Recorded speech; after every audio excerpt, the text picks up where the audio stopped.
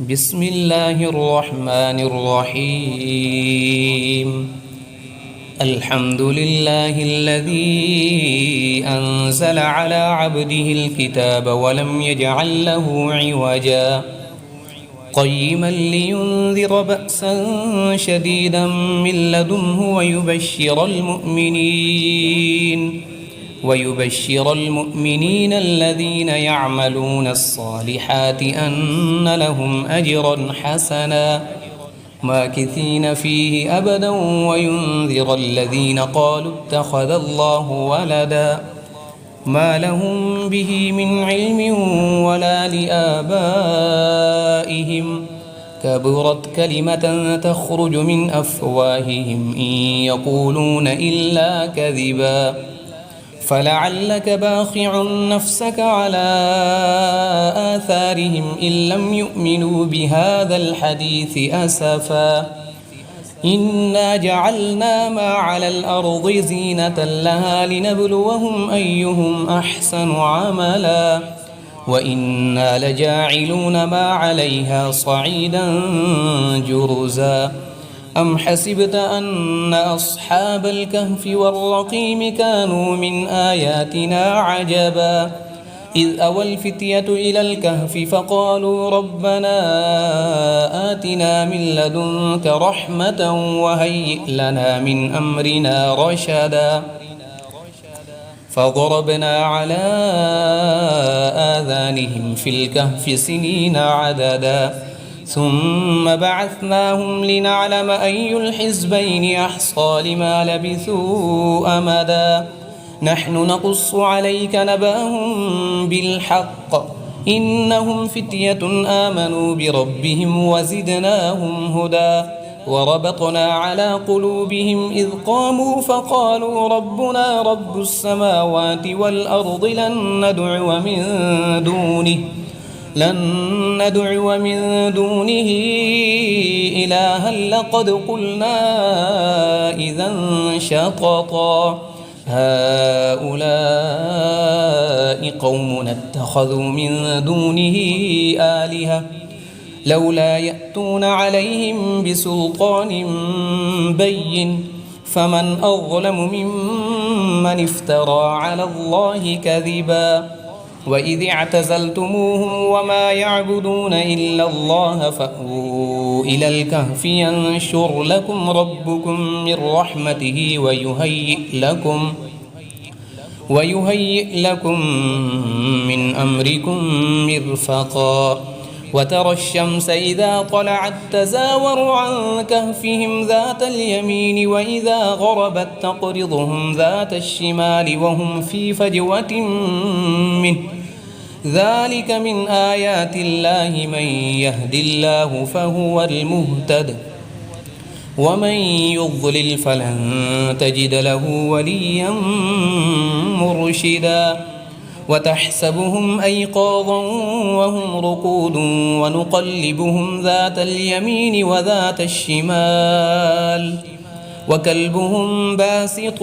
ذراعيه بالوصيد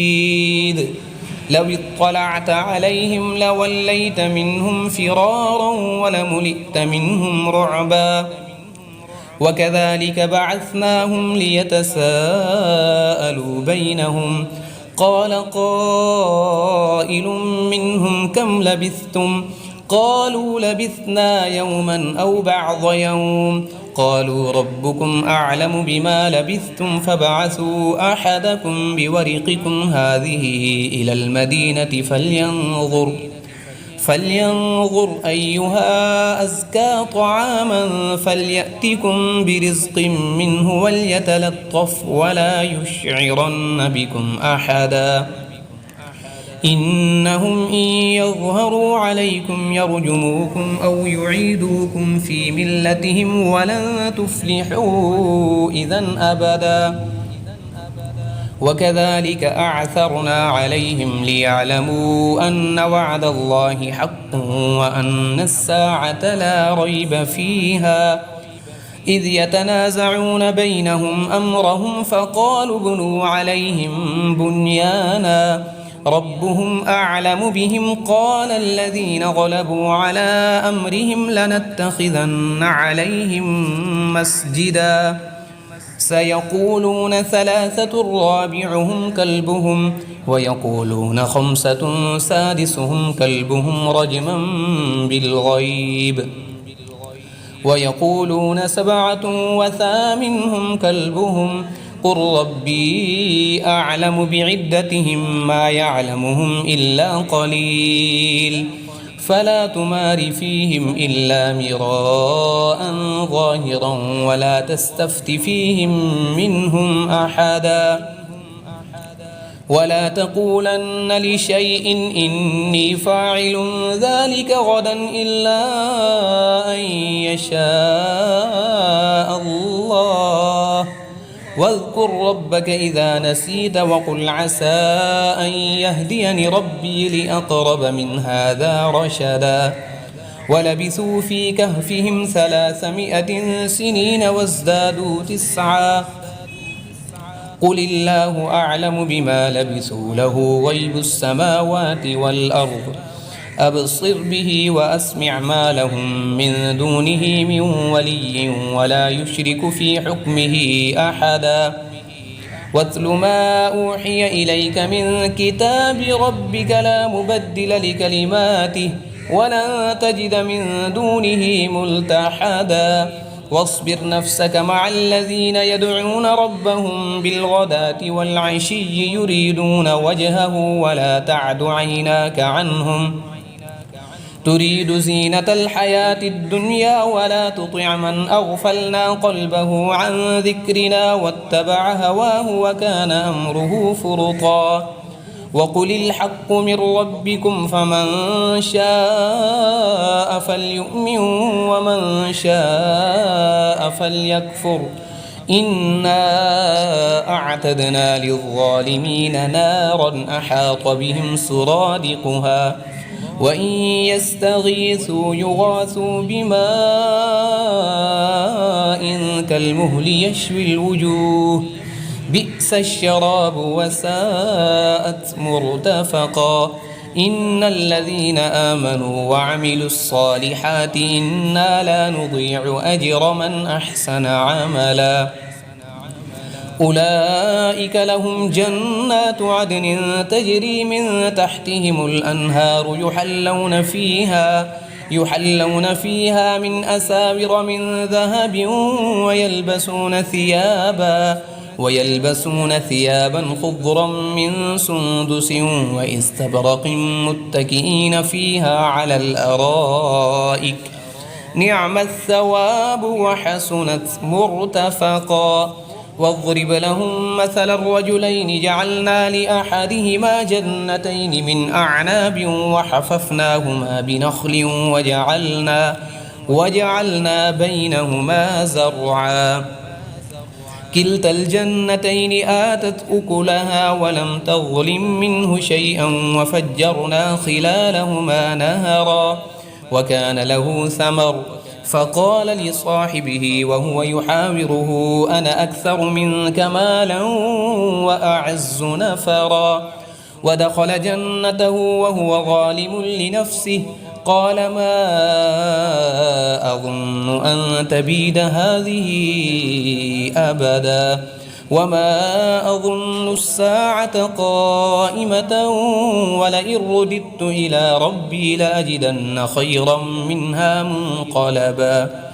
قال له صاحبه وهو يحاوره أكفرت بالذي خلقك من تراب ثم من نطفة ثم سواك رجلا لكن هو الله ربي ولا أشرك بربي أحدا ولولا إذ دخلت جنتك قلت ما شاء الله لا قوة إلا بالله إن ترني أنا أقل منك مالا وولدا فعسى ربي أن يؤتيني خيرا من جنتك ويرسل عليها حسبانا من السماء فتصبح صعيدا زلقا أو يصبح ماؤها غورا فلن تستطيع له طلبا وأحيط بثمره فأصبح يقلب كفيه على ما أنفق فيها وهي خاوية على عروشها ويقول يا ليتني لم أشرك بربي أحدا ولم تكن له فئة ينصرونه من دون الله وما كان منتصرا هنالك الولاية لله الحق هو خير ثوابا وخير عقبا واضرب لهم مثل الحياة الدنيا كماء إن أنزلناه من السماء فاختلط به نبات الأرض فأصبح هشيما تذروه الرياح وكان الله على كل شيء مقتدرا المال والبنون زينة الحياة الدنيا والباقيات الصالحات خير عند ربك ثوابا وخير أملا ويوم نسير الجبال وترى الأرض بارزة وحشرناهم فلم نغادر منهم أحدا وعرضوا على ربك صفا لقد جئتمونا كما خلقناكم أول مرة بل زعمتم أن لن نجعل لكم موعدا ووضع الكتاب فترى المجرمين مشفقين مما فيه ويقولون يا ويلتنا ما لهذا الكتاب لا يغادر صغيرة ولا كبيرة إلا أحصاها ووجدوا ما عملوا حاضرا ولا يظلم ربك أحدا وإذ قلنا للملائكة اسجدوا لآدم فسجدوا إلا إبليس كان من الجن ففسق عن أمر ربه أفتتخذونه وذريته أولياء من دوني وهم لكم عدو بئس للظالمين بدلا ما أشهدتهم خلق السماوات والأرض ولا خلق أنفسهم وما كنت متخذ المضلين عضدا ويوم يقول نادوا شركائي الذين زعمتم فدعوهم فلم يستجيبوا لهم وجعلنا بينهم موبقا ورأى المجرمون النار فظنوا أنهم مواقعوها ولم يجدوا عنها مصرفا ولقد صرفنا في هذا القرآن للناس من كل مثل وكان الإنسان أكثر شيء جدلا وما منع الناس أن يؤمنوا إذ جاءهم الهدى ويستغفروا ربهم إلا أن تأتيهم سنة الأولين أو يأتيهم العذاب قبلا وما نرسل المرسلين إلا مبشرين ومنذرين ويجادل الذين كفروا بالباطل ليدحضوا به الحق واتخذوا آياتي وما أنذروا هزوا ومن أظلم ممن ذكر بآيات ربه فأعرض عنها ونسي ما قدمت يداه إنا جعلنا على قلوبهم أكنة أن يفقهوه وفي آذانهم وقرا وإن تدعهم إلى الهدى فلن يهتدوا إذا أبدا وربك الغفور ذو الرحمة لو يؤاخذهم بما كسبوا لعجل لهم العذاب بل لهم موعد لن يجدوا من دونه موئلا وتلك القرى أهلكناهم لما ظلموا وجعلنا لمهلكهم موعدا وإذ قال موسى لفتاه لا أبرح حتى أبلغ مجمع البحرين أو أمضي حقبا فلما بلغا مجمع بينهما نسيا حوتهما فاتخذ سبيله في البحر سربا فلما جاوزا قال لفتاه آتنا غداءنا لقد لقينا من سفرنا هذا نصبا قال أرأيت إذ أوينا إلى الصخرة فإني نسيت الحوت وما أنسانيه إلا الشيطان أن أذكره واتخذ سبيله في البحر عجبا قال ذلك ما كنا نبغي فارتدا على آثارهما قصصا فوجدا عبدا من عبادنا آتيناه رحمة من عندنا وعلمناه من لدنا علما قال له موسى هل أتبعك على أن تعلمني مما علمت رشدا قال إنك لن تستطيع معي صبرا وكيف تصبر على ما لم تحط به خبرا قال ستجدني إن شاء الله صابرا ولا أعصي لك أمرا قال فإن اتبعتني فلا تسألني عن شيء حتى أحدث لك منه ذكرا فانطلقا حتى إذا ركبا في السفينة خرقها قال أخرقتها لتغرق أهلها لقد جئت شيئا إمرا قال ألم أقل إنك لن تستطيع معي صبرا قال لا تؤاخذني بما نسيت ولا ترهقني من أمري عسرا فانطلقا حتى إذا لقيا غلاما فقتله قال أقتلت نفسا زكية بغير نفس لقد جئت شيئا نكرا قال ألم أقل لك إنك لن تستطيع معي صبرا قال إن سألتك عن شيء بعدها فلا تصاحبني قد بلغت من لدني عذرا فانطلقا حتى إذا أتيا أهل قرية استطعما أهلها فأبوا أن يضيفوهما فوجدا فيها جدارا يريد أن ينقض فأقامه قال لو شئت لاتخذت عليه أجرا قال هذا فراق بيني وبينك سأنبئك بتأويل ما لم تستطع عليه صبرا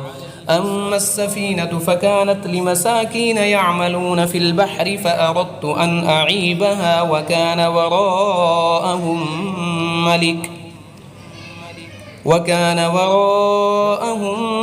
ملك يأخذ كل سفينة غصبا وأما الغلام فكان أبواه مؤمنين فخشينا أن يرهقهما طغيانا وكفرا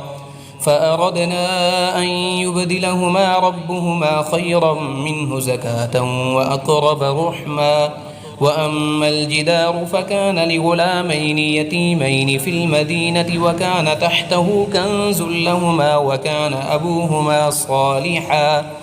فأراد ربك أن يبلغا أشدهما ويستخرجا كنزهما رحمة من ربك وما فعلته عن أمري ذلك تأويل ما لم تستطع عليه صبرا ويسألونك عن ذي القرنين قل سأتلو عليكم منه ذكرا إنا مكنا له في الأرض وآتيناه من كل شيء سببا فأتبع سببا حتى إذا بلغ مغرب الشمس وجدها تغرب في عين حمئة ووجد عندها قوما قلنا يا ذا القرنين إما أن تعذب وإما